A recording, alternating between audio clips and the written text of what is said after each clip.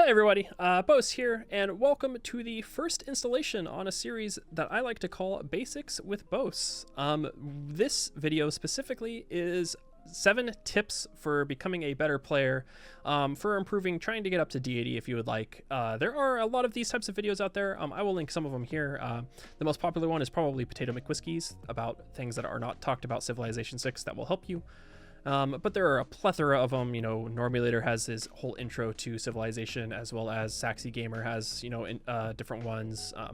Van Bradley has some. Everybody has different types of these videos, so I thought I would create one because why not? I get questions asked about this all the time on stream, and people have been asking me to make these types of videos for a while. So today, this video is going to be 7 tips that are generally not talked about or people don't know about in Civilization 6 that will help you go from, prince to deity or immortal to deity or anything along those lines and help you be a better player.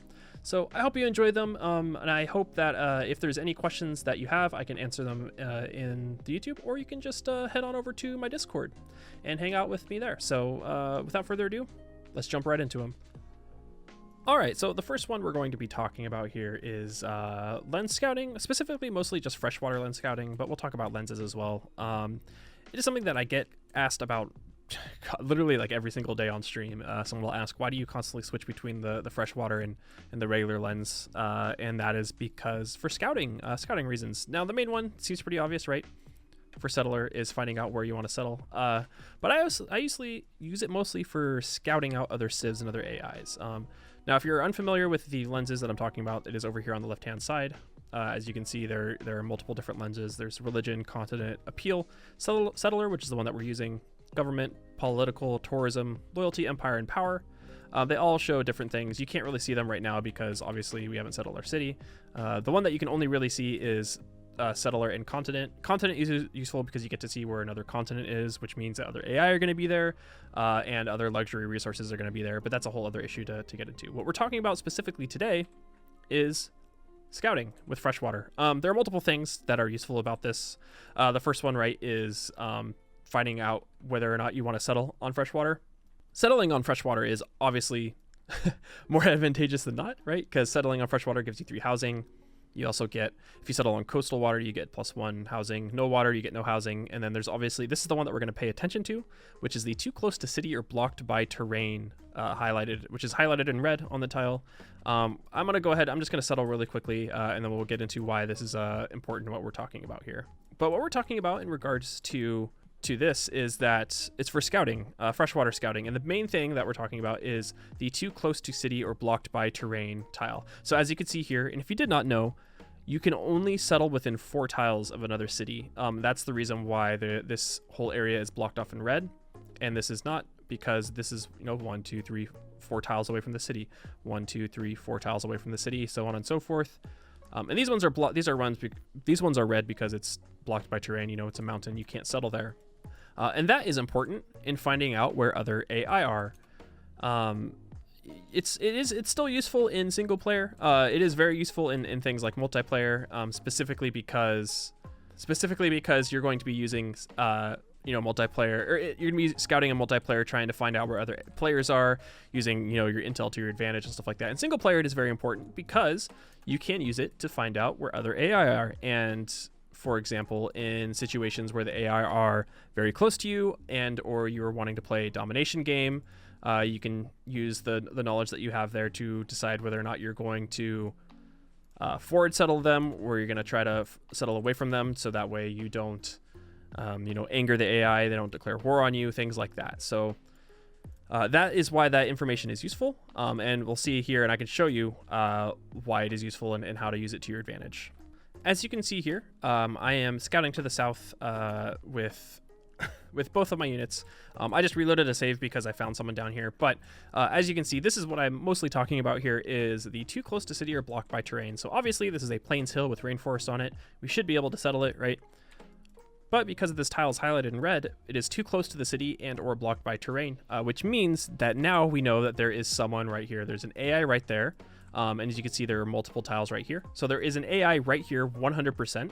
We are on, obviously, this is the outer ring of where their city is. So the city is more than likely right here, right? Because it is 4 tiles away, too close to the city or blocked by the terrain. So 1, 2. So there's 1, 2, 3, 4. So the city is definitely right here, right? And you can use that to your advantage because, say, we wanted to go a domination game with Poundmaker, we could do something silly, right? And settle like right here, place an encampment right here, and be very hyper aggressive. And as you can see, there it is right here. So there's obviously, that's a second city. So the first city is right here, and we can go meet whoever this is. So it's Scythia.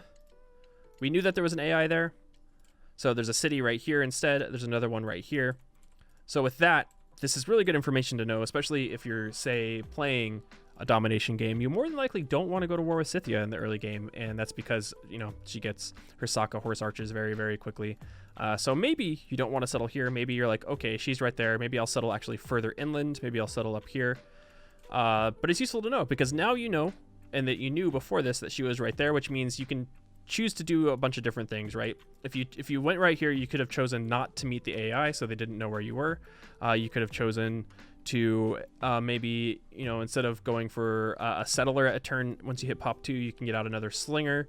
You know, there's a multitude of different things there, and obviously that's really valuable in multiplayer, right? Because then if you're scouting right here like you were before, and you saw that there was a city here, and they haven't met you yet, you can decide, you know, different things you want to do there, like forward settling, you know, negotiating with players and things like that. So obviously there are a lot of different other different lineages to go through, but this is the main one that I wanted to talk about with the scouting, because this is asked constantly in my stream why I do this, and this is the main reason why.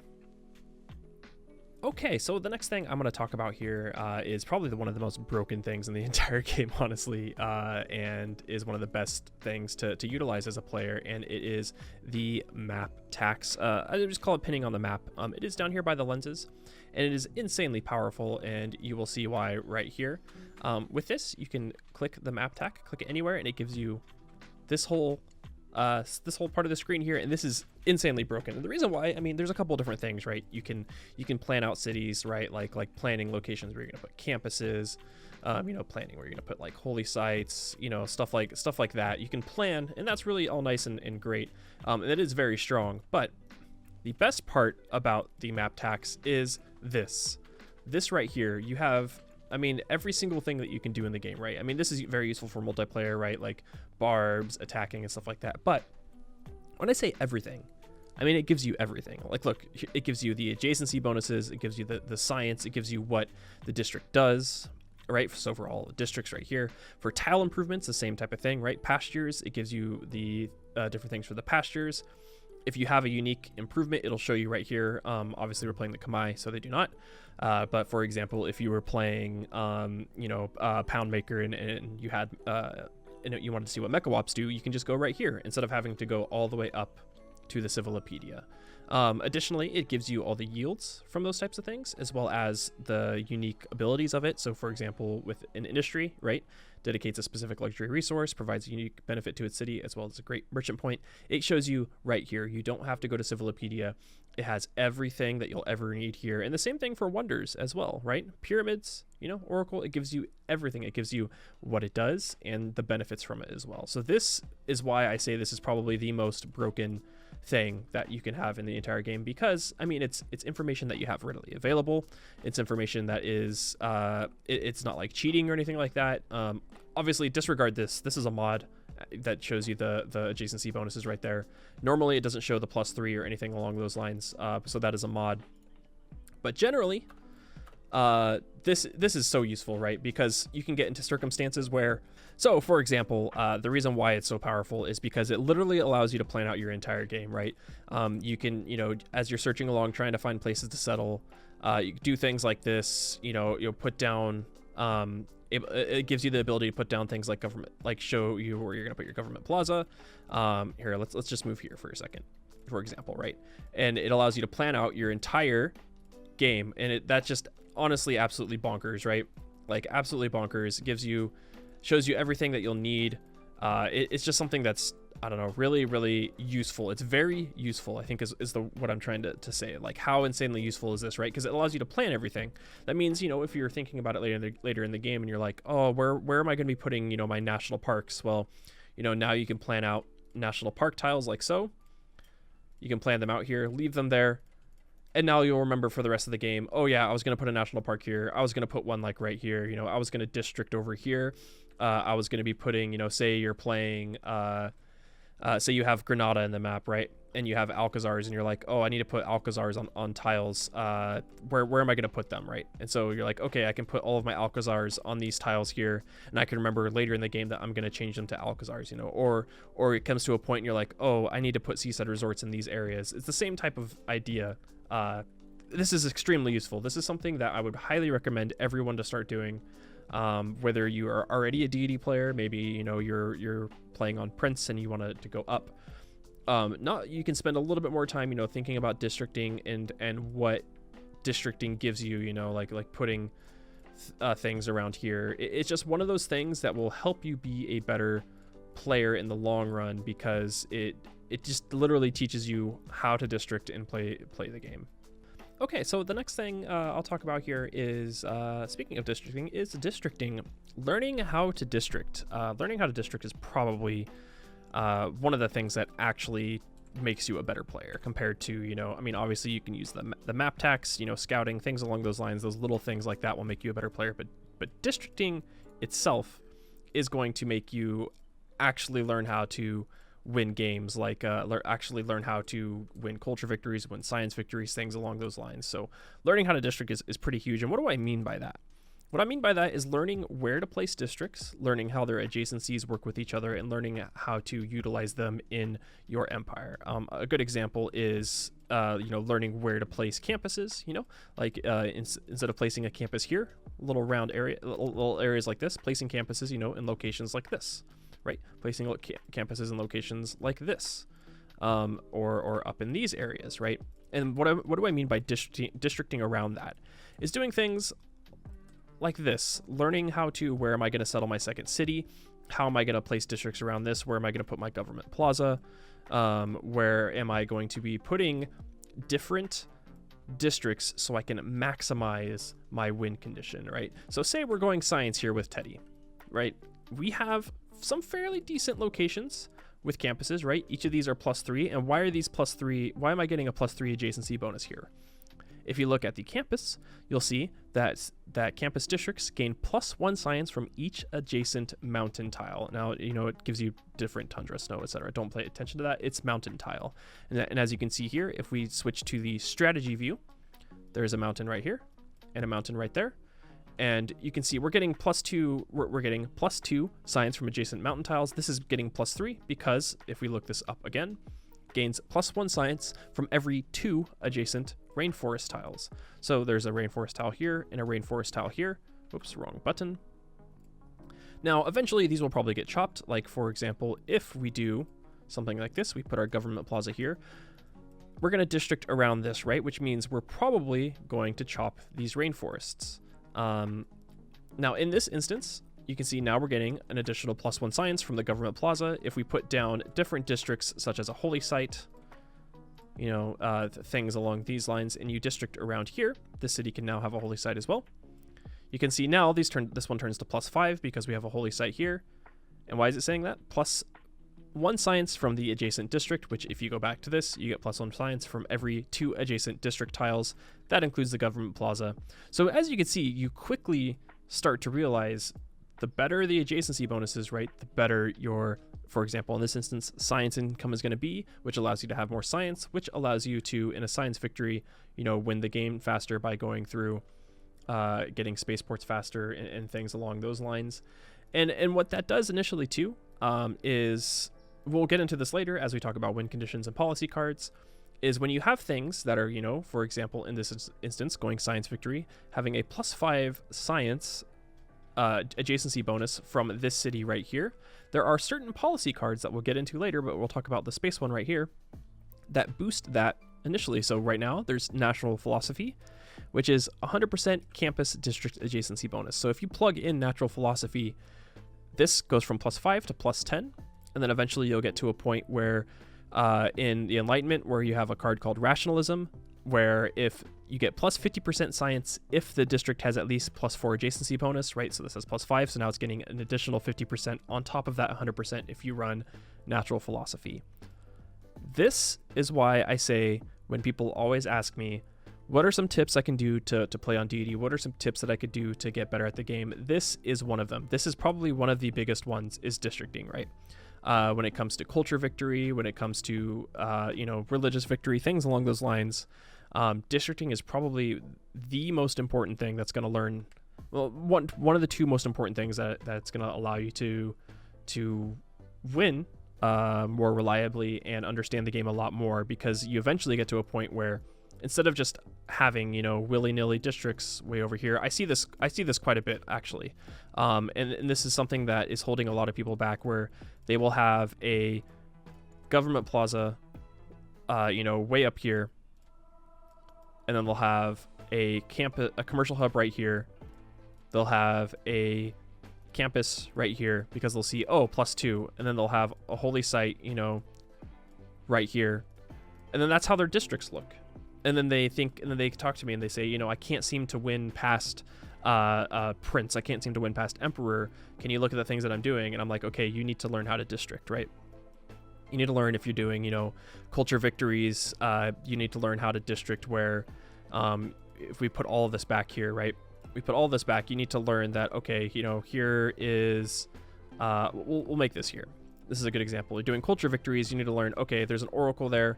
I need to do things like, if we have Machu Picchu, we need to learn, theater square adjacency bonuses from these, right? Theater squares around here, getting other things like, Apadana, learning how to do things like this, right? Because now look at this theater square, because we placed it within our wonder tiles, it's now +7. Learning how to do things like that, learning how to maximize the space in your empire without having, to waste tiles is insanely important, and is going to be propelling you into victories on higher difficulty levels. And so a good example of this would be in one of my, fairly recent, this was a couple months ago, Vietnam playthroughs, where districting is very important with Vietnam. If you're unaware, their Thon, which is their unique encampment, gets culture for each adjacent district. So you do things like putting your Thons in between every single district that you can, and using them to gain culture and get just a different adjacencies here. As you can see, we don't have amazing theater square districts, right? Holy sites. Because that is not what we were doing this game. We were trying to go culture from Thons to win culture victory specifically from these here. And so as you can see, here's a good example over here of all the different districts around here and how we would set it up. And then here you can see it in action, seeing how the once you put in all of these districts down, all of the different adjacencies that you would get. So this is a fantastic example through Vietnam, as it shows you exactly how you can capitalize and how you can utilize all of the districts to the best of your abilities.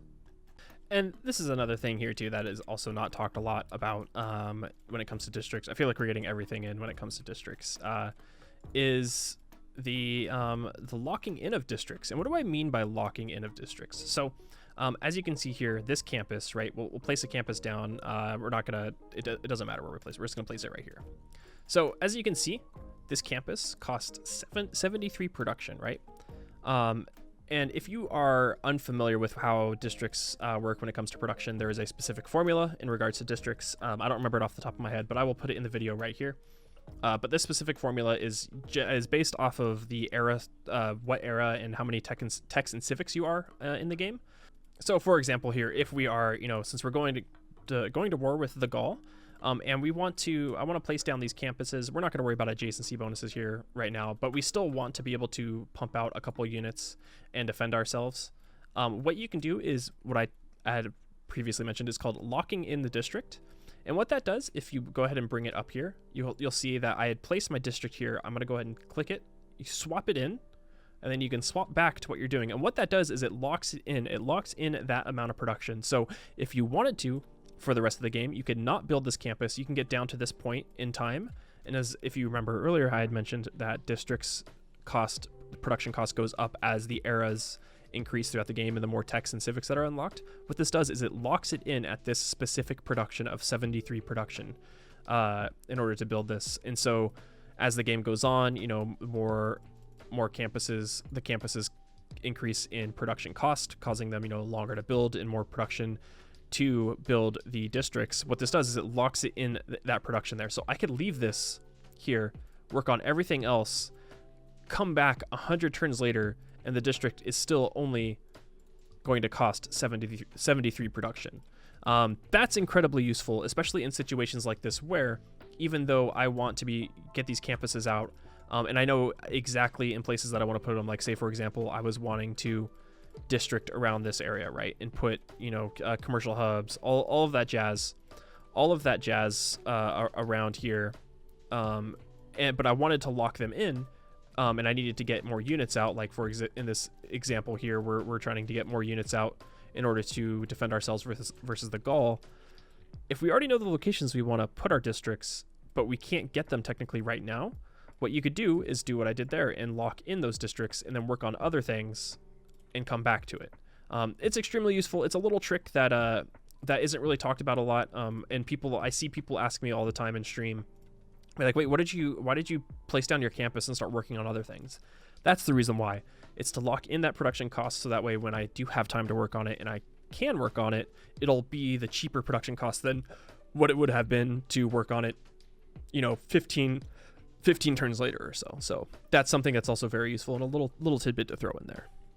Okay, so the next thing that we're going to talk about here is employing your citizens, or managing your citizens, I guess would be the better term for that.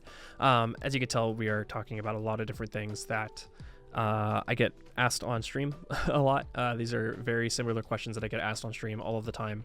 And so what do I mean by that when I say employing citizens? So if you click on the manage citizens icon down here, it allows you to manage the population that you have in your city. So right now, we have 1 population in our city.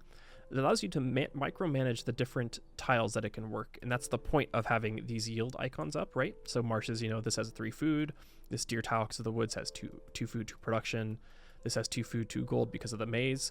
Managing the yields on your city is very, very important.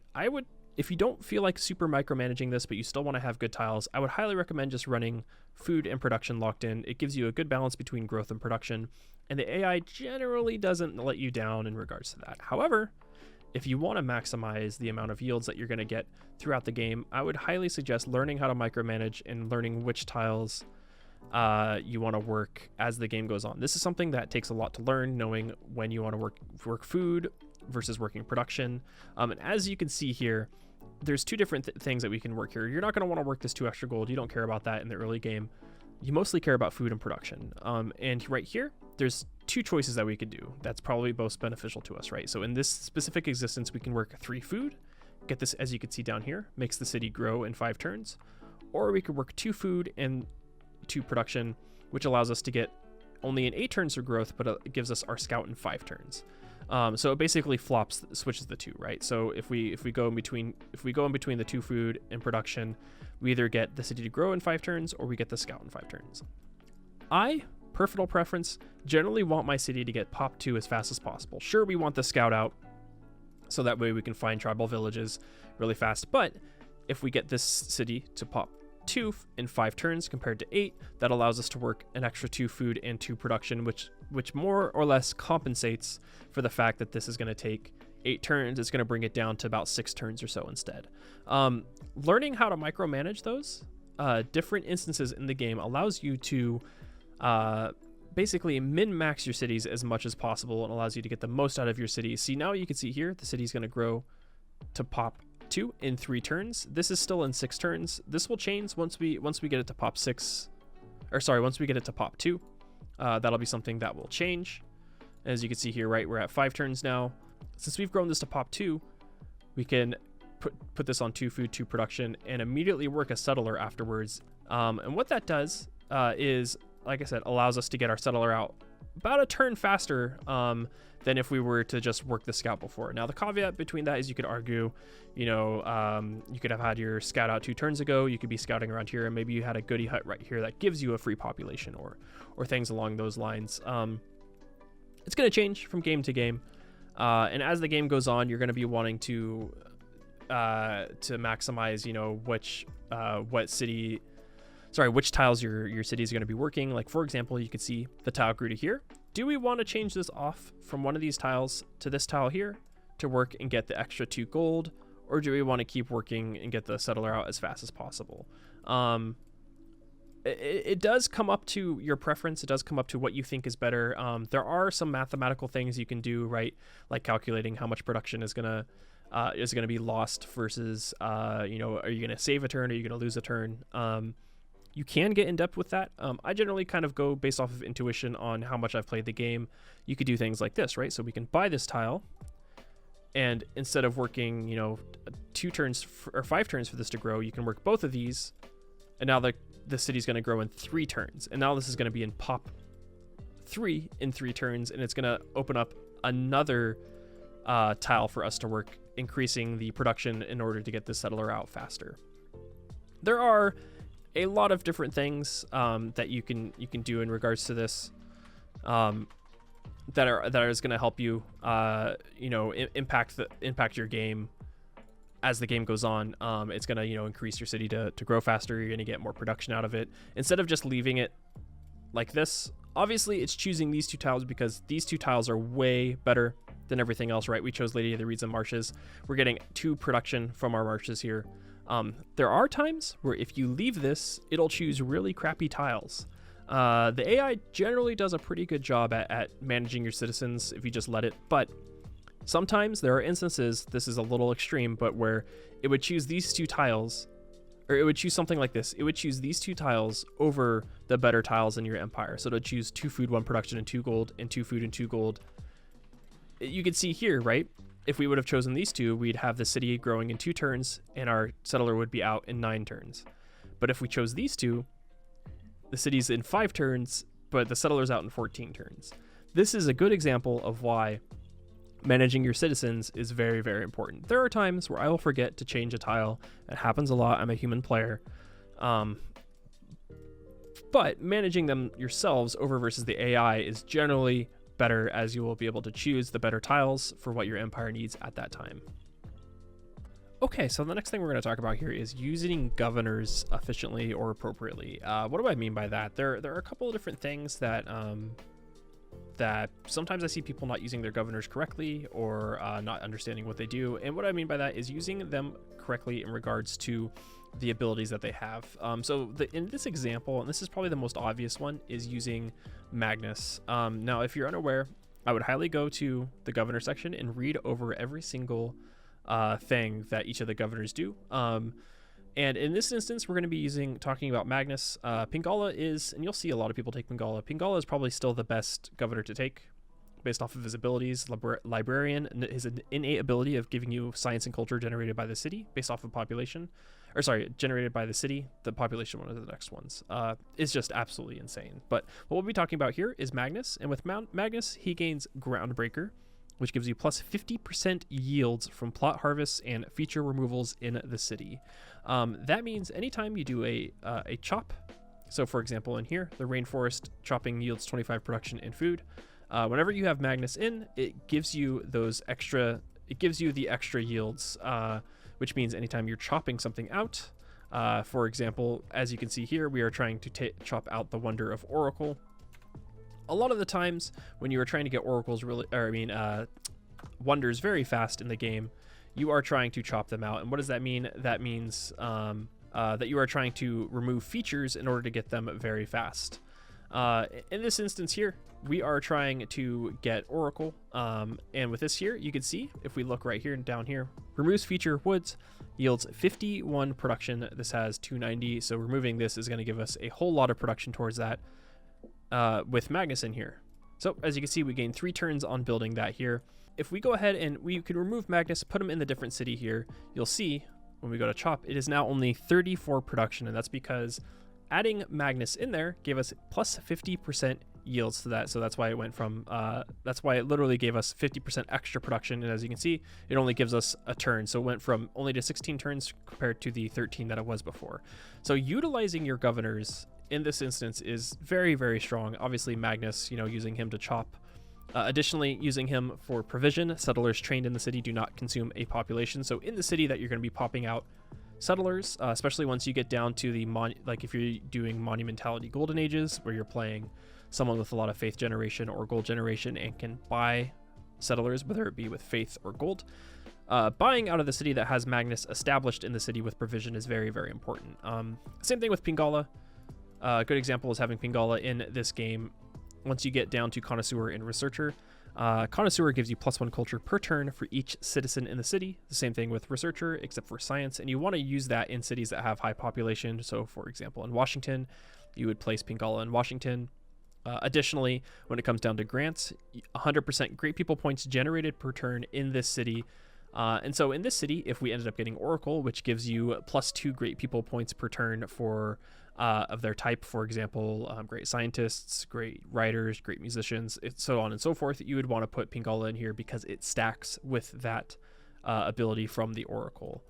Same thing when it goes to different citizens or different governors, like Victor, for example, garrison commander, unit, your cities within 9 tiles of this city that has Victor in it gain +4 loyalty per turn towards your civilization. So if we were doing a domination game, Victor is very, very useful in that instance. Say we are going domination against Matthias and we end up taking his city. Because of how far away this is and because he has multiple cities over here, you would probably want to put in Victor because he only takes 3 turns to establish in the city. And then when you end up taking other cities, like say we end up taking this city over here, you can put Magnus inside this city, or not, sorry, Magnus, Victor. You can put Victor inside the city, and now since this city is 1, 2, 3, 4 tiles away, his garrison commander is going to be affecting that city there with the loyalty per turn. So paying attention to your governor titles, paying attention to what they do, moving your governors around in between cities, swapping them back and forth, using them for the loyalty as well as their benefits. Like another example here is Moksha, laying on of hands.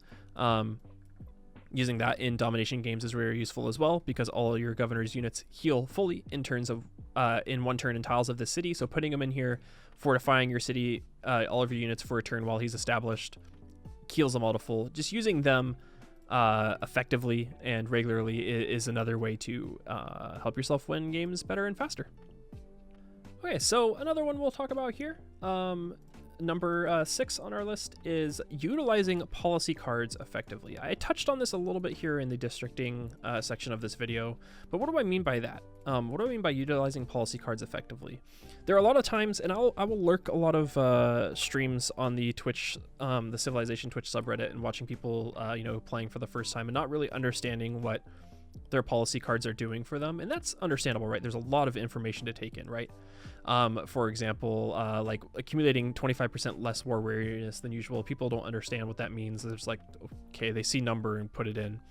Same thing with like adjacency bonuses. People don't necessarily understand that as well. And so a good example we can look at here is from my my Japan 1 city challenge in regards to policy cards here. Now you can see that we are generating 748 science per turn and 790 culture per turn. These 2 cards right here are probably going to be some of the most important ones to look at, and is a really good example of what we're talking about.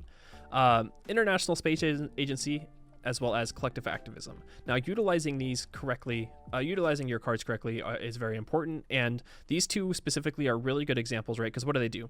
International Space Agency, +5 science, +5% science per city-state that you are suzerain of. The same thing for collective activism, +5% culture per city-state you are the suzerain of. As you can see, they're each giving us 523 and 553 yields of their type. And why is that? We have Kilwakisawani. Kilwakisawani is a wonder that gives you 15% of the yields. Boost to the type bonuses provided by a city-state that you're suzerain of. If you're suzed by 2 or more of that same type, you gain an additional 15% in all of your cities. You can see here we are suzed with a lot of scientific city-states and a lot of cultural city-states, which is giving us that boost. So because of that, since we have Kilwakisawani in, and we have a ton of city-states that we're suzerain with, running these cards are very effective, right? 500 extra science per turn, 500 extra culture per turn, by just running those 2 cards in. And if we go ahead and, lock it in here, as you can see, we have 748 and 790 science per turn. Now, if we stopped in the next turn, we took them out, Obviously, this is going to adjust because the different things happen throughout the game. We might lose. In this game, I had a religion, and the religion was giving us extra science per follower. Oops, I accidentally clicked next turn again. But you'll see here on this upcoming next turn, I'll take out those policy cards. Let's go ahead and choose another cultural city-state here. Okay, attempt 2. So we're at 746 per turn. Let's go ahead and take those policies out. We can take them out and put in another policy here, right? So 746, 800 culture per turn. We'll put them out. Look how much our science and culture dropped, right? Down to 440 and 470 science and culture per turn. This is what I mean by using policy cards effectively.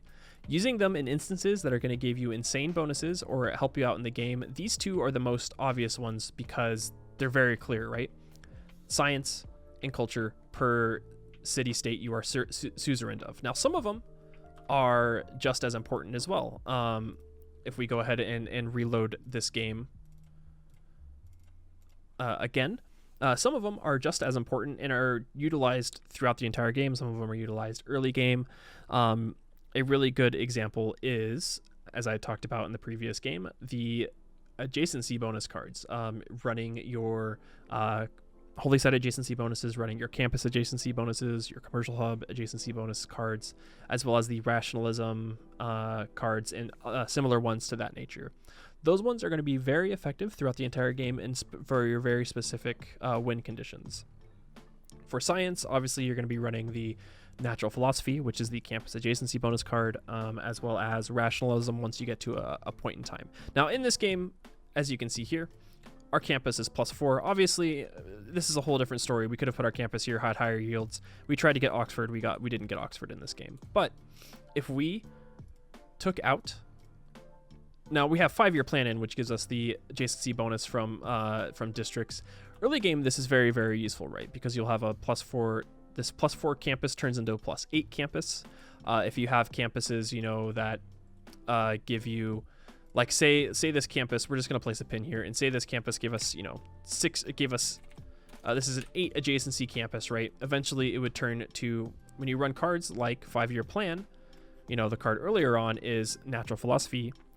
You gain 100% campus district adjacency bonuses from plugging in this card. So this card goes from +8 to +16. Whoops, not 860. This card goes from +8 to +16, right? So now this campus is insanely useful. You're literally doubling your science output from this campus early on in the game.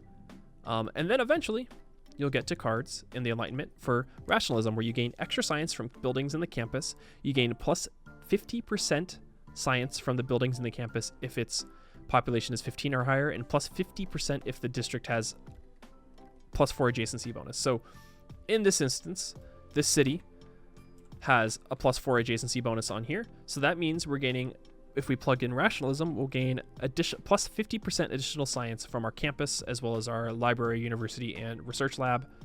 The same thing goes for the holy site side of things. So I always forget what it's called. Simultaneum, yeah. So if we run simultaneum, the same type of thing happens here. The same thing when it comes down to free market, as well as the culture one, the aesthetics one. Utilizing your policy cards is huge. There are other ones that you can utilize as well, like integrated space cells, 15% production towards space race projects if the city has either a military academy or a seaport. I believe we have both, but we do have a seaport, as you can see right here. So since we have a seaport in here, and since this was a space race game, we are now getting 15% production towards space race projects because of that. Every single time you unlock a turn to be able to plug in cards as you unlock a civic, you should be utilizing and analyzing what cards are going to be useful to you. In this instance, you can see here we are running a mod. The mod that I am running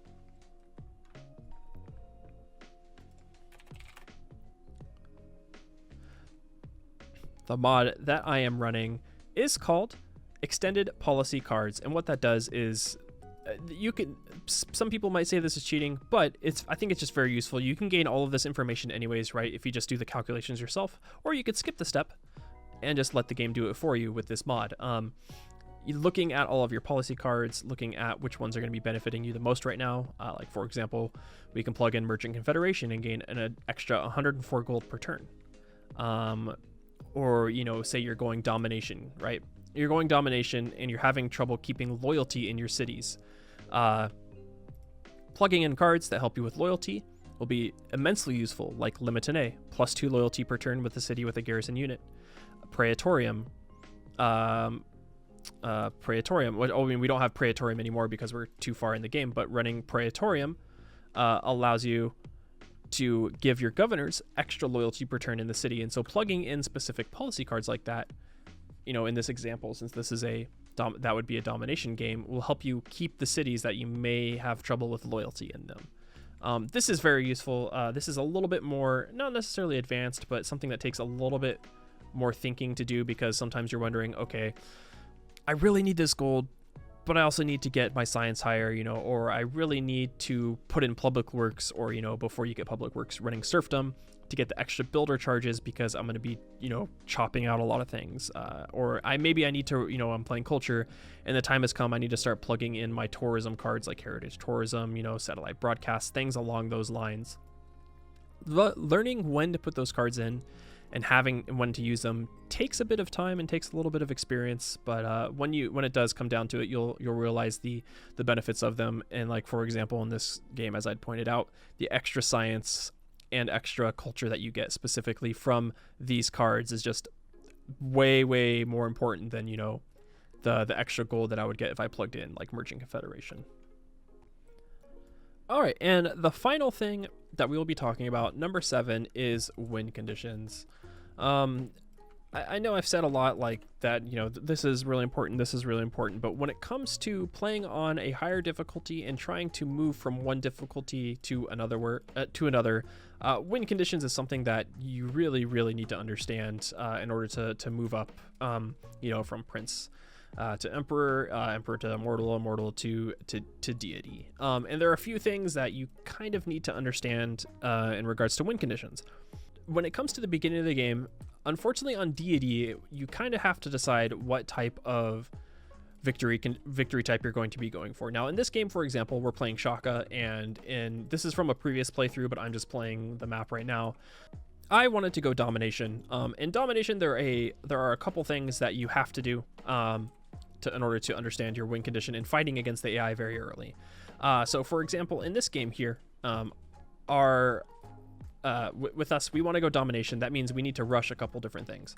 Our win condition is, as domination, take every single player's capital, right? So we have to take every single player's capital, and that means all of these players here. There's a couple different ways that you can do that on Deity. There's the classical era war, and then there's the late game war. I prefer the classical era war. It's more fun to me. And so if we're going to be doing that, there's two things that we need, right? We need, number 1, strategic resources, and number 2, we need to find places where we can settle. The best way that I think about this is trying to find your AI as soon as possible. So now, as you can see here, we literally just met Gilgamesh. Gilgamesh in this instance is very close, and he's sending another settler over here. Because with our win condition is taking people's capitals, we want to forward settle him. Now that may kind of seem like a death wish, and what you can do is, since we are playing against Gilgamesh, we can do something like this. This is a very silly thing. This is a little tip if you did not know. You can declare friendship with Gilgamesh the first time you meet him without having to send a delegation. It's a little broken little thing, but they left it in the game for us to do so. But what you're going to do here, since you are playing on domination and you are trying to kill him, is forward settle him. Now, I may not settle exactly on this tile, but we'll do things like this. We know we want to go domination. We know we want to kill Gilgamesh. We want to do something silly like this. Put down an Akonda or an encampment. Forward settle him, because there are a couple different things we want to get. In early game domination, in this instance, we want to make sure that we have enough units in order to kill him before he can get crossbows. And the AI loves to run crossbows. So in this instance, we need to get our Akonda down, which means we need to rush down bronze working. We need to find iron, and we need to get swordsmen out. Because of that, there are a couple different criteria we need to hit. We need to kind of rush into a timing So in this instance would be, you know, like I said, getting ironworking, and that once we get ironworking, we should be getting oligarchy. And once we're getting oligarchy, since we have an Akonda down, we should be able to get a great general down. All of those are going to kind of coincide with each other and hit into a timing that's going to help us with our win condition in this instance here, which will allow us to snowball, take a cities, snowball, and kill everyone else in the game. And then on the other side of things, we'll bring up my Japan one city challenge again. We know that our win condition here is we're going to space, which means we need to get to rocketry, right? So we need to get spaceports out. We need to launch the Earth satellite. We need to launch the moon landing, as well as the Mars colony, and then eventually run the rest of the projects here in order for us to win the space race, right? So understanding that that's our win condition, right? That is how we have to win the game, how we have to launch the exoplanet expedition. That is our win condition. It's very linear. We know exactly what we need to do. So because of that, since we understand our win condition, we need to get as much science as possible in order for us to skyrocket all the way over here to find, you know, to launch the different Lagrange space projects and things along those lines. What I see that happens a lot is people struggling to get up to even immortal or deity is misunderstanding their win condition. You can see here we have very specific wonders helping our win condition. We have Oracle, we have Mausoleum at Halicarnassus, and we have Kilwa Kisawani, and we're trying to get Oxford. Spoiler alert, I don't get Oxford in this game, but you'll be able to watch that in when the OCC gets uploaded to YouTube. Now, why do we have these wonders? And why are we only getting these wonders and we're not getting, you know, for example, we don't get, well, University of St. Corbett, we can't get that. Getting, you know, Great Zimbabwe. Why are we not getting Patala Palace? Why am I not getting Orsagas? Like, why am I not getting Ruhr Valley? Ruhr Valley would be nice, but we don't have the means of getting Ruhr Valley. The reason being is because these help our win conditions very specifically. On deity, unfortunately, you can't stray from the path. You can't branch off and decide, you know, I'm doing science, I kind of want to switch over to religion, or I'm doing religion, I kind of want to go to science now. Although, you know, there are some caveats. You can do that. Cough, Peter. But generally on deity, you're not going to be able to do that. And so with that, you kind of have to narrow down your win condition, as I'd mentioned earlier with the domination side of things when it comes to like science or culture. You have to get specific things that are going to help you win the game. Right now, Mausoleum at Halicarnassus. Mausoleum at Halicarnassus gives you an additional engineering charge, as well as, you know, the yields from tiles in that city. But more importantly, the engineering charge is huge, because we'll eventually get to engineers, you know, that build, okay, we can't see him here, but, you know, we can go with Filippo Brunelleschi, right? Grants 315 production towards a wonder construction. If you have Mausoleum at Halicarnassus, that gives you 3 charges instead of 2. So now you have 945 production added towards wonder instead of just 630, which is huge, right? So that means that you can use the wonder charges eventually when you get down to great people like Stephanie Kwolek, a scientist. It is scientist. What is the great engineer that gives you Robert Goddard. So for example, plus 20% production towards space race projects, allowing to use, or Werner von Braun, plus 100% production towards space race projects, using these towards or Sergei Korolev, using these grants 1500 production towards space race project construction when you have Mausoleum at Halicarnassus. Now that's going to give you 3000, right? Another example is, since we're, you know, and that's going to help us with our space race, Kilwa Kisawani. Kilwa Kisawani, I had mentioned this before in my policy card video, or policy card section of this, but Kilwa Kisawani, what Kilwa Kisawani does is it grants 15% boost to the type of bonuses provided to a city-state that you're suzerain of, and an additional 15% boost when you're suzerain to 2 or more of that type. And since we are suzerain with a lot of science city-states and a lot of cultural city-states, that is, right now we are only at 172 and 120, but as you can see, when the game goes later, we are at over 700 on each of those because of Kilwa Kisawani, and because we are running specific policy cards like International Space Agency and collective activism.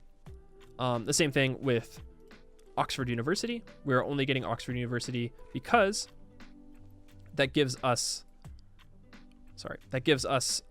plus 20% science in the city. So now additionally, we are getting even more science to snowball us towards our win condition of going to space. Learning how to isolate your win condition and only going for that beelining your win condition is going to allow you to probably even, you know, gain win an additional 50 turns faster or more. When it comes to deity players, at least for me, I kind of view it as almost like speed running. You're trying to win as fast as possible. That's why you see a lot of deity players being like, sub 200 game this on standard size map, is because we're trying to min max as much as possible, trying to get to these places as fast as possible and win as quick as possible.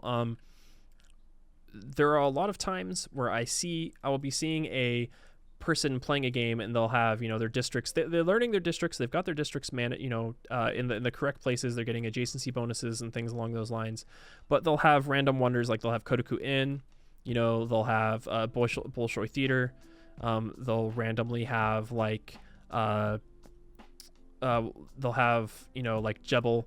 Obviously you can't place them here, right, because of the limitations, but they'll have things like that. And they'll be like, I can't seem to win past turn 350, turn 400, or I can't seem to like eke out enough science in the end game because we're all equal, and, you know, someone gets to the exoplanet expedition like 10 turns before I do, you know. Or in a cultural victory, I'll be like, I'm playing against Peter, and, you know, he has like 800 culture and 1300 Taurus, and I can't seem to pass him. And I look at their save game and I'm like, well, why did you build, you know, Alhambra, right? You're going culture, you don't need a military policy slot. Or why did you build, you know, Panama Canal? Why did you build Panama Canal when you're going to a science game? You know, things like that. Why did you build Torum when you're going a religious game? These things, while they are good and can be useful in those situations, don't help you towards your victory condition. They don't help you towards your win condition. They slow you down, and it's just kind of added on things that you don't need. So that is what it means by isolating your win condition and only going towards those specific win conditions and not straying from the paths in order to win on deity. And there you go. There are all 7 of the tips that I had mentioned for becoming a better player on deity. We'll go ahead and list them all out here. The first one is scouting, and advanced scouting, but specifically with freshwater lands. Pinning on the map using the map tac section. Your districting and locking in districts. Employing and managing your citizens. Using your governors effectively and utilizing policy cards. And finally, knowing your win condition and how to win with it. I think all 7 of these, I mean, obviously there are a plethora of things, right? Because Civilization 6 is a massive game and a very complex game. And I feel like these 7 are very useful tips and very useful things that will help you elevate your game and just become a better Civilization 6 player. I think mostly these 7, there are a few other things, but mostly these 7 things I get asked about constantly on stream. And I'm more than willing to help and help people, you know, become a better Civilization player. Obviously, I don't know everything. There are plenty of players out there who are way better than I am. There are a lot of players who don't stream and content creators that are way better than I am, and they still educate me while I'm streaming, and it's very useful to know because, you know, all the times I'll be like, oh, I didn't know that was a thing in the middle of stream. But I think these 7 are ways to at least go from, you know, if you're playing on Emperor and you want to go to Immortal, or playing on Immortal and want to go to Deity, and so on and so forth. So I hope you guys enjoyed this video. I hope you guys enjoyed this type of video. If you have any questions, if you have any feedback, please let me know down in the comments below.